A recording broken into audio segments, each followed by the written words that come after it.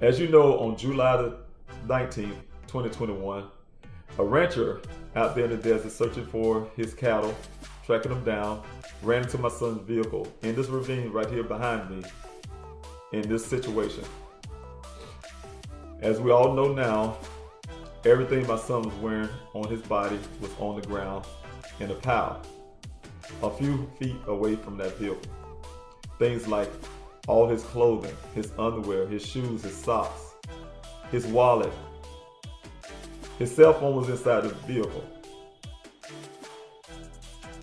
Those are the things that made me really push my own investigation forward. And the reason why I started my own investigation, keeping records, recording everything I did with the Buckeye Police Department, recording phone calls, recording meetings, because I had a feeling that one day these things would come in handy, and today they have. So I continued my investigation by hiring a private investigator who could tell me what happened to my son's vehicle, because I was dissatisfied with the story from the local police department, who told me that this vehicle turned over and flipped over and rolled and bounced, and somehow with all of that, my son escaped injury. There was no blood found in the vehicle, but yet at the same time they say they believe he had a severe head injury. Hearing those contradictory things, I just knew something wasn't right.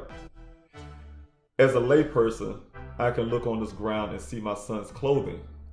Some say I may be a little biased. Yes, I can say that. I'm a father. My son was in this thing or was not in this thing. But all I know, his clothing was on the ground. All I know is that the vehicle was found in the ravine looking like that.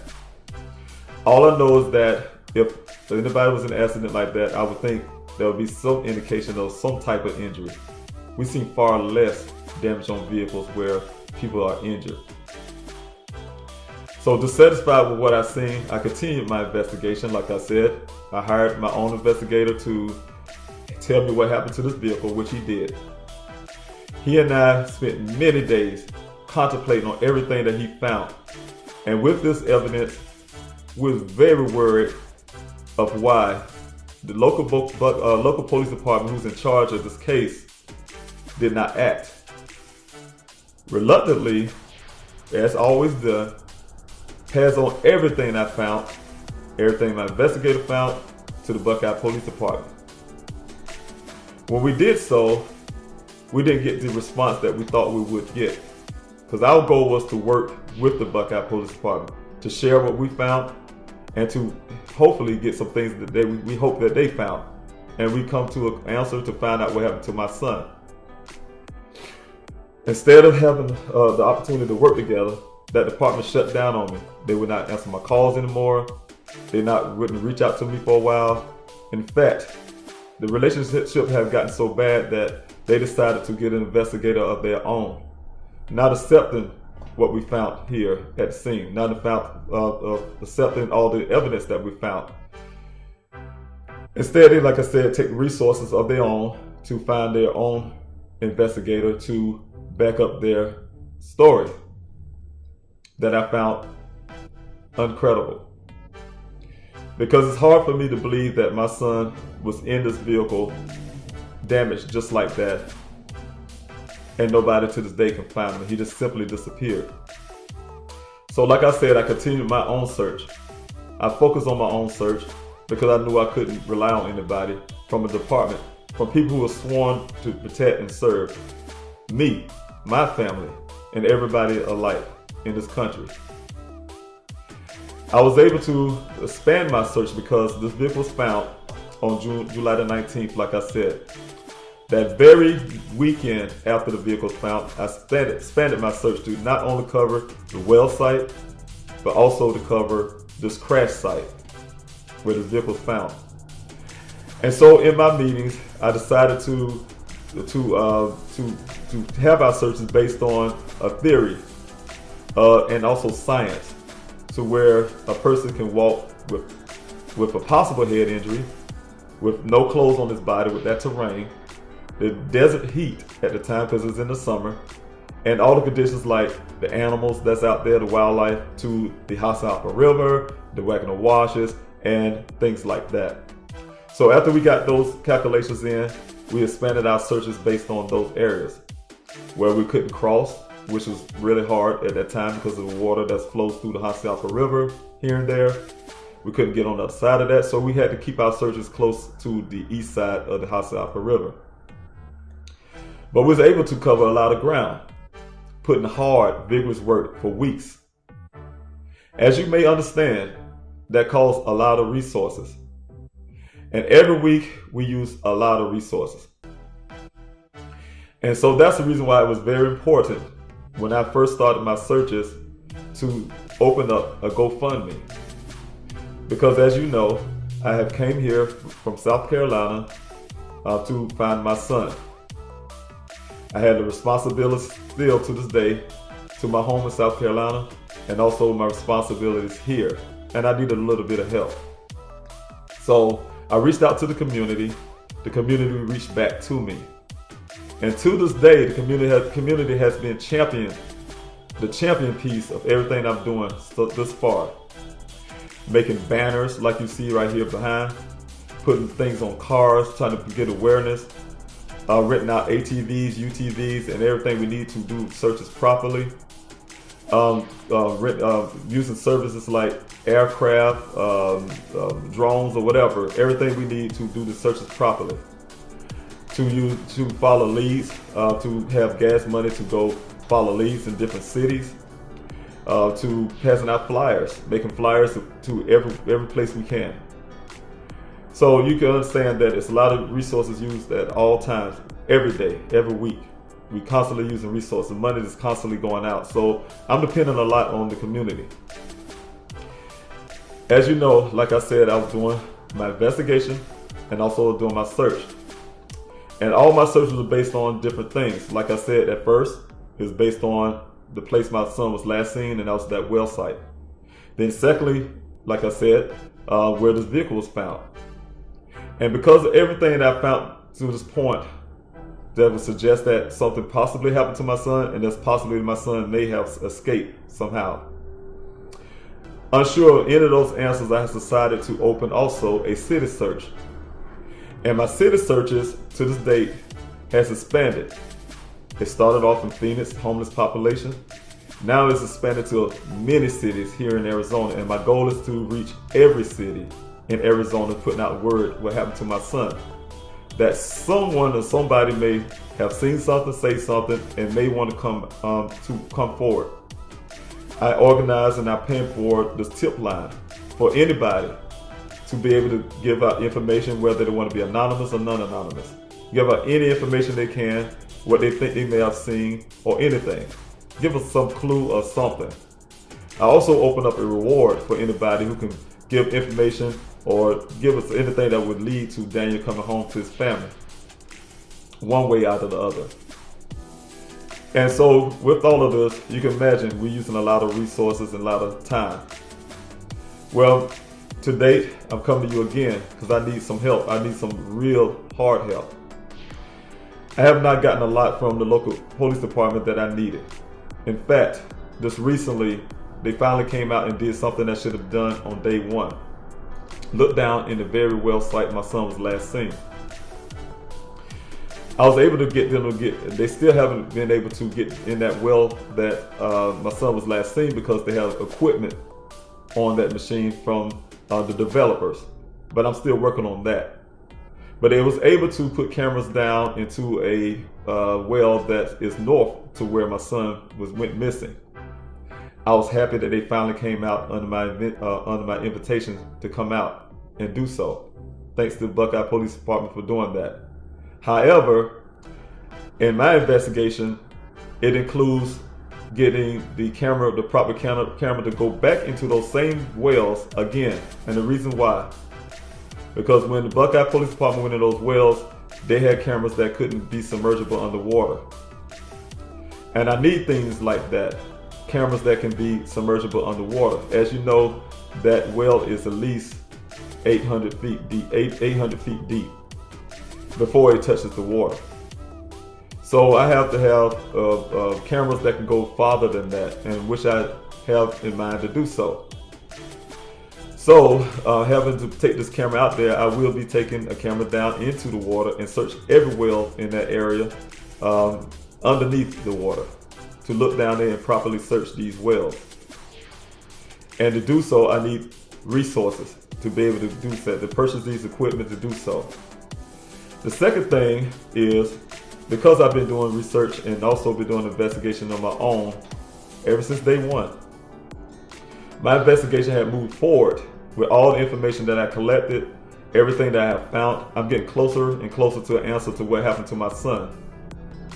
And to close some of these answers that I have, like I said, I need the resources. And the resources I need will cover the cost of getting this vehicle right here processed that wasn't done at the scene. To do this myself, like I said, I'm Daniel's father. I came here to find my son, and I came here to make sure that the search for my son and the investigation and everything else is done properly. From day one, I've been on here on the ground. I'm not on vacation.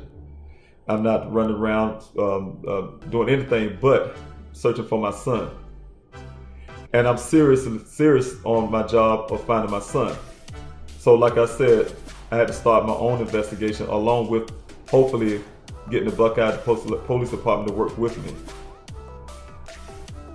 So at this point, like I said, finding out that this vehicle wasn't processed at the scene, find out that the clothing hasn't been, no forensics has been done on the clothing.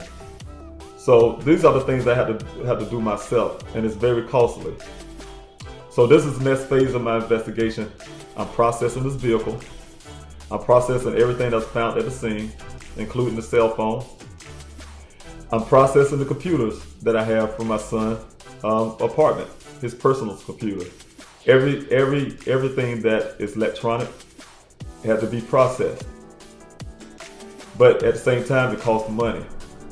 So I'm put in the dilemma right now. It's very important to me to keep the searches going that I'm doing, the efforts with the passing out the flyers to, following leads, keep my tip line up, keep this whole thing running, and remain here in Arizona. And also I need to process and keep this investigation going. So like I said, I need the help. I need the money to process this vehicle, to get the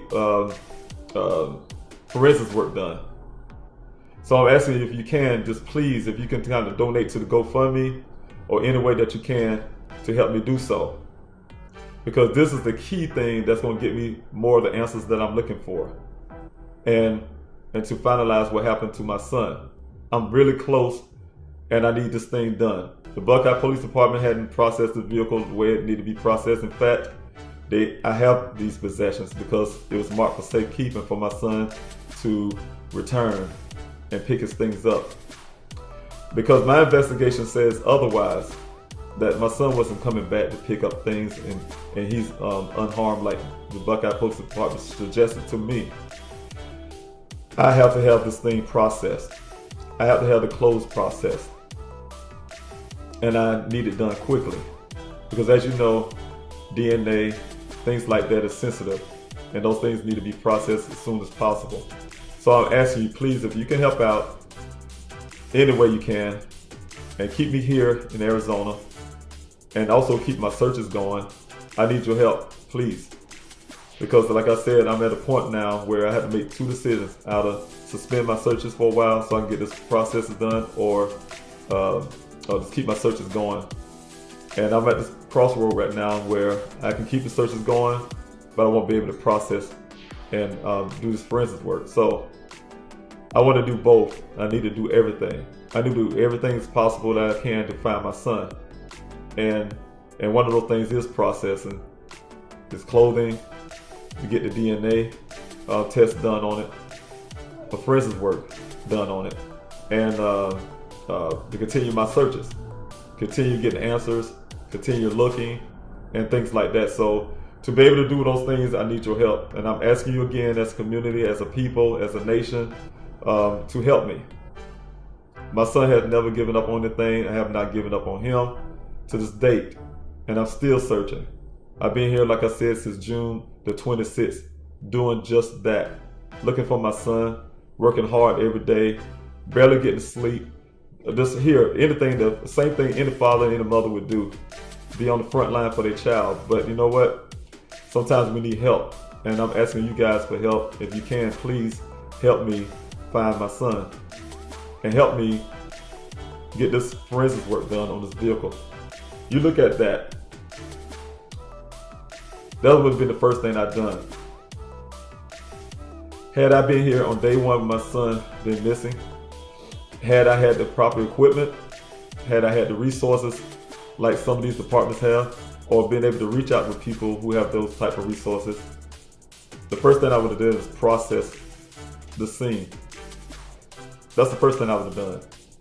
I'm not a police officer, I'm not law enforcement, but you know what? I'm doing police work, and I've been doing police work since day one. I've been doing the work that we rely on a department to do on day one. The job that we pay them to do, you know? I have been doing that since day one. It's very hard to wear two hats, or sometimes even three, to be a father and also to be an investigator. So, and also a coordinator to a search. So, you know, it's a lot. It's a lot done. You can imagine, it takes a lot of time. It takes a lot of brain power. It takes a lot of sucking up your emotions. It takes a lot to be strong. It takes a lot to be willing. And, you know, like I said, I just need your help. I need your help. And if you can, please help me. I'm trying to collect the money that I need to keep my searches going, and also to do the forensic work that need to be done on my son's vehicle, on his clothing, on his computers. Process all that. Once I get this information, I need to get it in black and white, get it on paper, and then my investigation can be coming to its completion. As to date, I found a lot of things out, very disturbing things. But you know, as you know, as you're doing the investigation, you keep a lot of things to yourself. It's very hard to play two parts of this thing. To know the things that I do know, and also to continue a search looking for your child. To keep your composure, to stay strong, and to make sure that everything is happening the way it should happen. You know, had I had the resources that I could have, when these things was turned back to me, this vehicle was turned back to me on July the 20th, the day after it was found out there.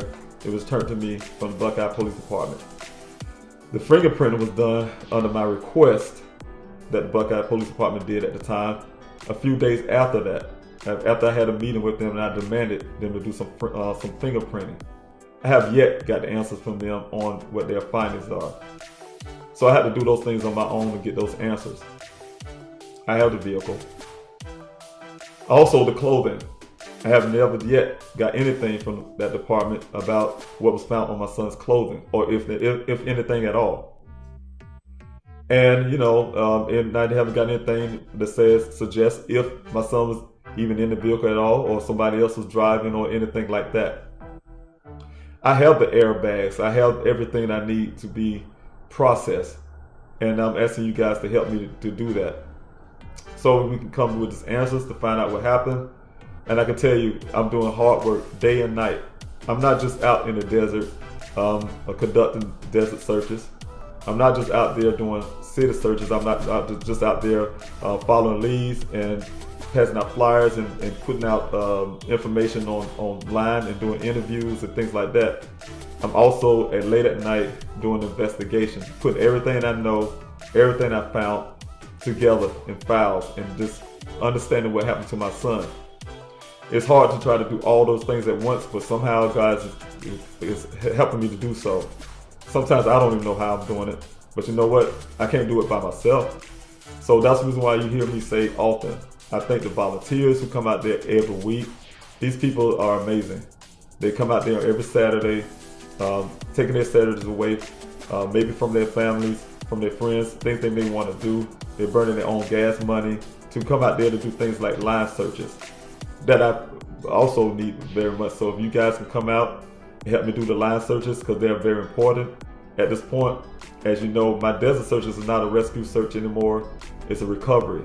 Because if my son is out there, we need to find his body. We need to find his remains. And to do so is very important. We have to change the way we design our searches. We utilize a lot of UTVs and ATVs, which we still do, but we also mostly need people on the ground doing line searches. So like I said, I can't do the searches without people like you who come out every week, do line searches, ride your UTVs, ATV, 4x4s out there in these areas that other vehicles can't go to.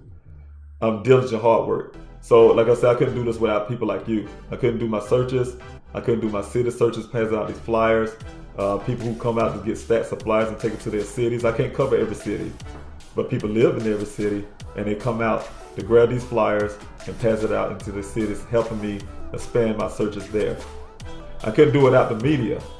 Those medias from local that I started from, working hard, like people like Josh Sanders and Nicole Briggs, who at these local news stations, they helped me out at the beginning when I was pleading with the with this community to put my son's story out on the air. Those are the leaders that started this thing there to help me go get farther. And with the hard work of every night sitting out there, working the media the best way I can from social media, we finally got some attention under the tragedy of another family, but also according to my hard work that I've been putting out there about my son. And you know, it caught. And I thank God for the media that actually took my son's story. Medias like CNN to MSNBC to the Red Table Talk to Dr. Oz to, you know, you name it. I don't want to forget anybody, so I apologize if I did. ABC News, everybody who came out to help, Peacock. You know, just everybody. I just named so many networks, and that came out to finally take my son's story, which helped get his name out.